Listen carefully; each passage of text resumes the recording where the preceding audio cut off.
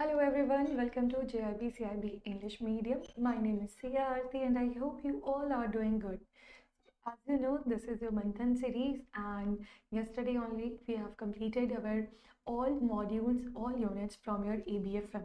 Now today we are practicing few MCQs which are very important for you. So let's start today's session. But remember one thing, if you're preparing for CIB December 25, then you require your concepts must be clear. Yes, and for that you can join our paid batches. Along with that, you can take the help from this series as well. So do subscribe to our channel. Along with that, you can like this session so that in future if you want to practice numerical, you can watch this.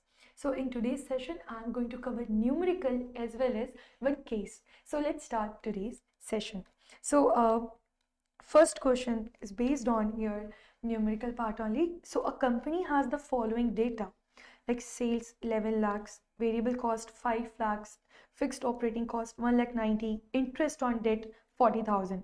Now in this question you need to calculate three things. Yes, number one contribution, second EBIT and third EBT. Now this question is based on your that income statement. Yes, so let's start and let's form that in a statement.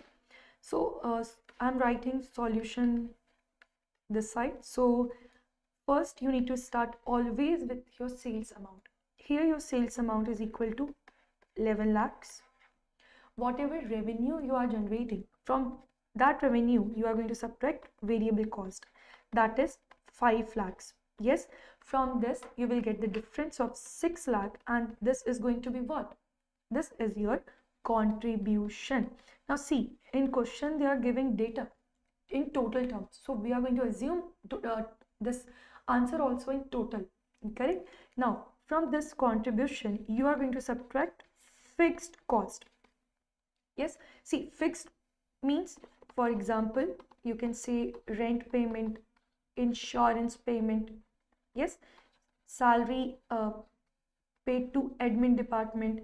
So all these are examples of your fixed cost, whether you do the production or not, this cost will incur. Whereas if I talk about variable cost, these are the costs which will fluctuate as you produce. Yes, directly you can say raw material. Raw materials are directly linked with your variable cost. Yes, so here fixed cost, fixed operating cost, that is given, that is 1,90,000. As soon as you subtract 1,90,000, you can say 6 lakh minus 1,90,000. This is your 4,10,000. Yes, 4,10,000 is your EBIT. See, EBIT means what? Earning before interest and tax amount. Yes, so this is the earning you are getting before interest payment and tax payment. You pay tax to government authorities and you pay interest on borrowed amount. Yes, or you can say here debt amount. Yes, borrowed amount or debt amount. So this is the earning before paying your debt amount, before paying your tax amount. So this is the earning. Now from this earning, as soon as you subtract interest, because already in your question it is given interest on debt. Yes, debt means your borrowed amount, so that interest is equal to 40,000. So 4,10,000 minus 40,000, this is your 3,70,000, and this 3,70,000 is your EBT. This EBT means earning before tax. Okay, so here you can say answer A is your, let me write over here, answer A, contribution equal to 6 lakhs. Then B, EBIT equal to 4,10,000. C, EBT equal to, that is 3,70,000. Yes, so these are the answers. And remember, this statement is very important when you are preparing your leverage. Yes, when you are solving capital investment decisions, or when you are doing your next module, that is module C. So this statement is universal statement, you can say. For every numerical question, you require this statement. Yes, so this is your first question. Now, let's solve the second one. So, if the sales of a firm increases by, yes, 12%. Now, what they are saying, if your firm sale sales amount increases by 12% and its DOL is equal to 3. So, what will be the percentage change in EBIT? So in this question, what they want to calculate, they want to calculate percentage change in EBIT, and what they are given, DOL 3 and increase in sales 12%. Now DOL means degree of operating leverage. Yes, so here if you see the formula for DOL, that is percentage change in EBIT divided by percentage change in your sales. This is a formula you need to apply when you're calculating degree of operating leverage. You have two formulas. You have one more formula, that is contribution divided by EBIT. Okay, but in this question they have given the data for percentage change in EBIT and percentage change in sales. So that's why we are using this formula. Now remember one thing, here this sign denotes your percentage, yes, and change. Yes, most of the time when you see a book, your IABF book, or you see any notes or anywhere, if you see triangle, okay, in that formula, that triangle denotes change. Yes, change, correct. So here you can see already DOL they are giving as 3. We need to calculate percentage change in EBIT. This is the symbol for percentage. This triangle is the symbol for change. Yes, divided by percentage change in sales. Already it is given as 12%. Yes or no? 12%. Now just do the cross multiplication and you can calculate directly percentage change in EBIT. So can you tell me what is the answer here? Your percentage change is going to be 36%. This is your answer. Correct? This is how you need to calculate your DOL when they're asking about percentage change in your EBIT divided by percentage change in your sales. Here we are making a relationship between your sales and your EBIT. Means if your sale amount changes, so how much change you can see in your EBIT. Correct? So this is what we are going to denote from this. So this is a second numerical question. Now, okay, so we have one theory question here. So as per this, if a company issues debentures are your debt amount. Yes, these are your debt amount. So if a company issues debentures to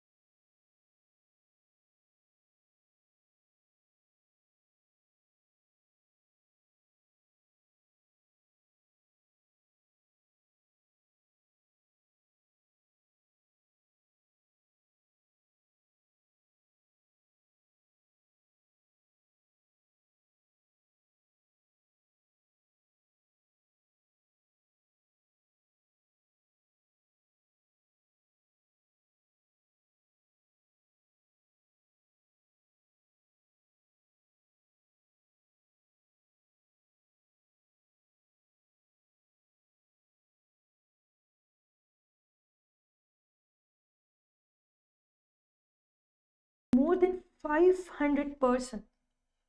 What is required as per regulatory norms? Yes, so here you need to tell, if you are issuing debentures for more than 500 people, then what is the requirement as per regulatory norm? A. Appointment of a statutory auditor. B. Appointment of independent directors. C. Appointment of debenture trustees. D. Approval from registrar of companies. So here, whenever you see in your debenture, suppose this is a Reliance Industry, for example, I am giving here.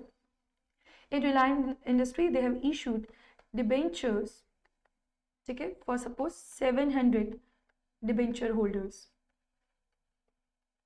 Correct? So in this case, they are going to appoint as this crosses 500. Yes, as this crosses 700 is greater than 500, means here you are going to appoint debenture trustee. Here you are going to appoint debenture trustee. So your correct answer is answer C. This one is your direct question based on that regulatory norm. Yes.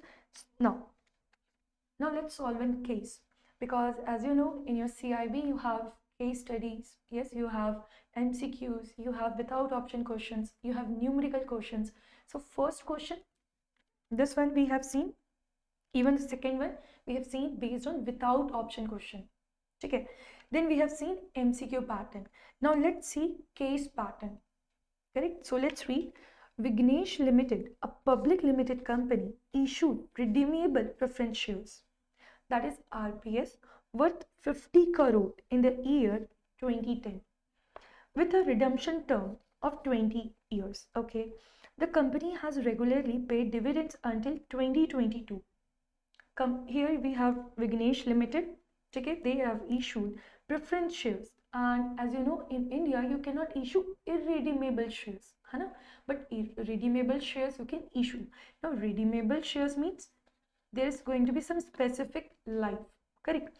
So here you can see till 2022 this Vignesh Limited used to pay continuous dividend on a regular basis, but due to financial challenges it failed to pay dividends in 23 and 24. You can see because of some financial challenges, this Vignesh Limited was not able to pay, on 23 and 24 this dividend amount. Now the management now plans to redeem the shares in 2030. Okay, now this time 2030 they are planning to redeem it by issuing fresh equity shares to meet the redemption amount. Okay. Additionally, Vignesh Limited is considering a new infrastructure project for which it plans to issue a fresh batch of preference shares with a maturity of 25 years. Yes. So Vignesh issued first a redeemable preference shares. Second paragraph, if you read, here again they are issuing, but for some other project. Okay, so now if I discuss about redeemable preference shares. If I talk about redeemable preference shares, so what are the qualities we have under this? Under redeemable, you are going to prescribe life. For all companies, what is the maximum life? That is 20 years. Correct? For all companies. What is the maximum life? That is 20 years. But now when we are talking about this infrastructure project company, here you can issue for max 30 years. Yes, more 10 years you can issue. But additional compliance you need to do that from 21st year you need to redeem. You means that company need to redeem at least 10% of preference shares. Okay, from 21st year, this company needs to redeem, the 10% of that preference shares. So that is the compliance that infrastructure project company needs to follow. Okay, so we have seen in this first paragraph, they're talking about normal project. But in the second paragraph, they're talking about infrastructure project. Yes, so now let's solve the questions based on this case. First one, according to the Companies Act 2013, what is the maximum redemption period for standard redeemable preference shares? A, B, C, D. Normally, when you are issuing redeemable preference shares, so what is the timeline? And just now we have seen, yes, just now we have seen that max for 20 years. So here your correct answer is equal to answer C. Now, coming to next, can Vignesh Limited, being an infrastructure company, issue preference shares with a redemption period of 25 years? Tell me, what do you think? Now, when Vignesh is planning to work towards this infrastructure company, so now can they issue for 25 years? Answer option A, yes, it can issue RPS for up to 30 years. B, no, it must redeem within 20 years. C, only with SEBI approval. D, only if dividends are not declared. So what do you think? Yes, the correct answer is answer A. Yes, because now you are infrastructure company, you are doing infrastructure project. So you can issue up to, up to 30 years. So 25 years is less than 30 years, so you can do it. Okay. Coming to next question now. So for this, your answer is equal to A. Yes. Now, coming to next question. Since Vignesh Limited did not pay dividends for 2 consecutive years, what additional right do preference shareholders get? If I talk about preference shareholder feature, yes, so they receive fixed dividend plus at the time of redemption, or at the time of winding up,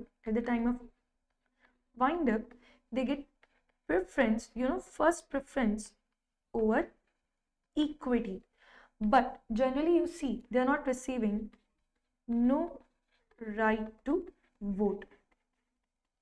Yes, so these are the basic features, but this no right to vote, this changes when your company, that company does not pay for 2 consecutive years any dividend. Yes, for 2 consecutive years means continuously, if that company, yes, did not pay any this dividend for 2 continuous period, 2 consecutive year, then here you will give right to preference shareholder to vote.